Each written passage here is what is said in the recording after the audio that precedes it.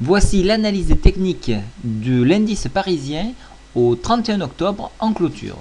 Donc la baisse est bien là, on a eu un gap à l'ouverture conséquent, donc que je note ici, dû, alors pas tant le gap, mais cette chute est due principalement au fait que MF le global a fondu les plombs.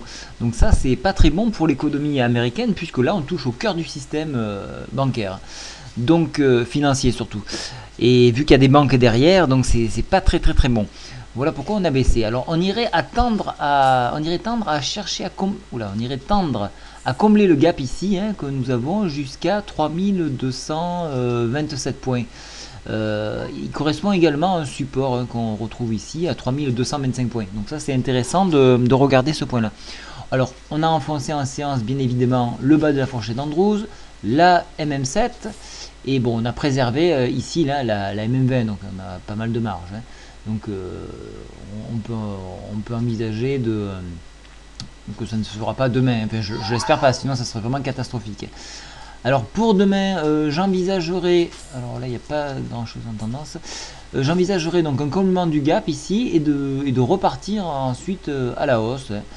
Voilà, ça serait pas trop mal, donc un point bas à 3229 pardon, et un retour après sur la MM7 ici à 3262. Pour les haussiers, alors on irait directement chercher, en partant d'ici, on irait directement chercher la MM7, et par extension on tendrait de rejoindre une tendance ici, ouais, c'est à peu près équivalent à la MM7, donc 2000, allez, 3270, guère plus. Et par extension, non, il y en a peut-être une autre ici à 3300 points, point psychologique, et qui correspond également à une tendance baissière. Voilà ce qu'on peut donner comme information pour demain. Alors au niveau indicateur oscillateur, alors le rock'n'roll toujours là à réagir et rester dans le vert. Donc on se concentre sur le stochastique ici qui va tendre à se recroiser. Donc recroisement indiquera une tendance baissière prolongée. Donc on fait très attention, on a un support majeur sur les niveaux du 3130 points à surveiller.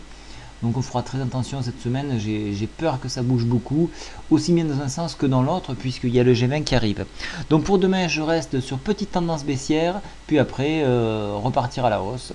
Voilà, eh bien, écoutez, je vous souhaite une très bonne soirée. Je rentrerai en détail sur les titres que nous détenons à la newsletter, puisque j'ai pas mal de retard. La semaine dernière, je n'ai pas été très présent. Donc je vais un peu plus m'impliquer cette semaine. Je vous souhaite une très bonne soirée. Au revoir.